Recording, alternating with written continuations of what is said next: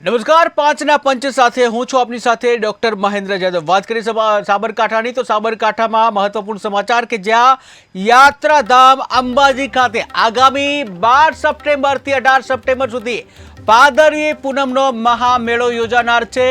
ત્યારે આ મહામેળામાં 7 દિવસમાં લાખો યાત્રિકો માં અંબાના દર્શન કરવા પગપાળા સંઘમાં આવતા હોય છે। ત્યારે અંબાજી મંદિર ટ્રસ્ટ અને વહીવટી તંત્ર મેળાની તૈયારીમાં લાગી ગયું છે અને મેળાની તૈયારીને આખરી ઓપ આપવામાં આવી રહ્યો છે।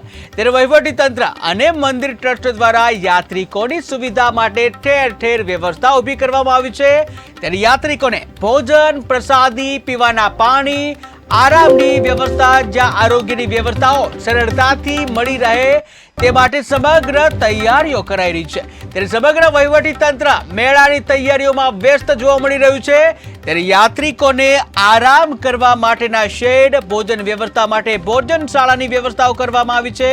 ત્યારે દવાઓ, આરોગ્યની સુવિધાઓ, દૂધ વિતરણ કેન્દ્રો, યાત્રિકોની સુવિધા માટે યાત્રિક સુવિધા પોઈન્ટ્સ તેમજ યાત્રિકોની સલામતી માટે વિવિધ જગ્યાએ પોલીસના પોઈન્ટો પણ ઊભા કરવામાં આવ્યા છે।